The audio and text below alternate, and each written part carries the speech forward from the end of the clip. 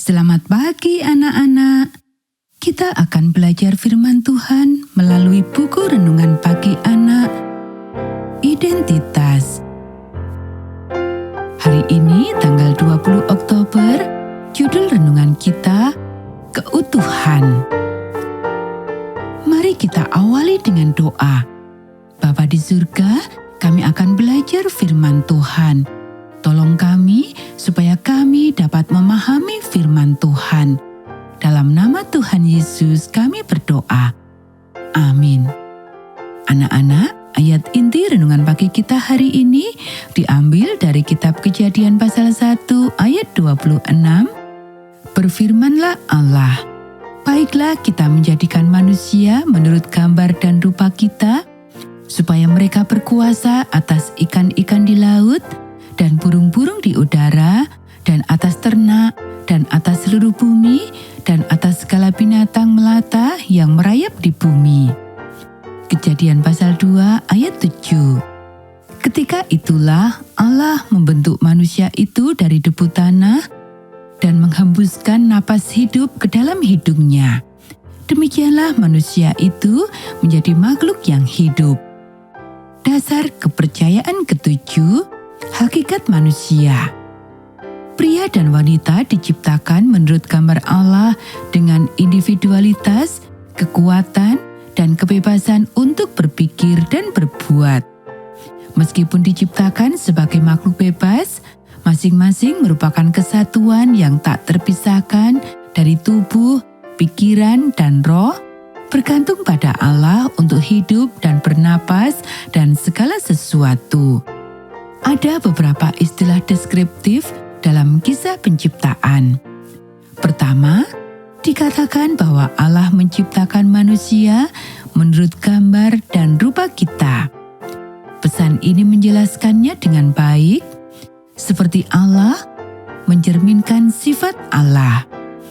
Karena sifat alamiah manusia yang seperti itu sekarang sudah jatuh, manusia cenderung bersikap ekstrim dalam hal ini.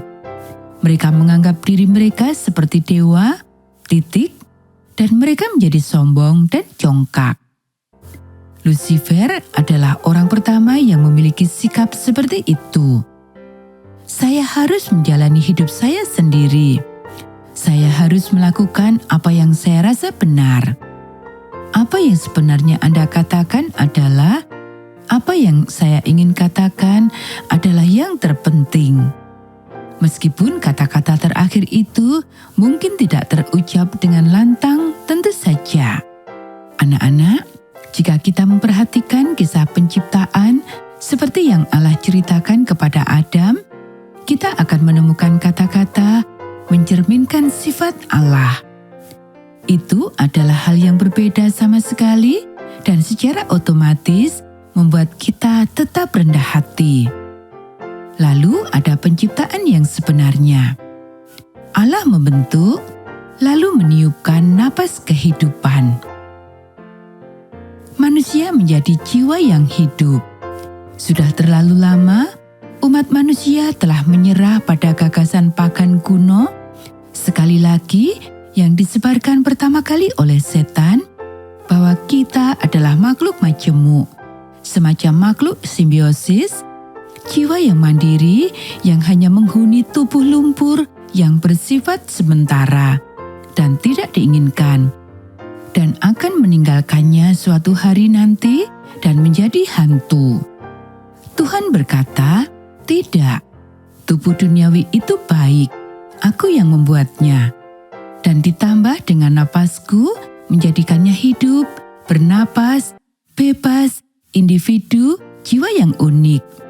Adapun kematian, itu bukan bagian dari rencana, tetapi dengan melihat keadaan sekarang, itu adalah anugerah yang dapat Anda syukuri.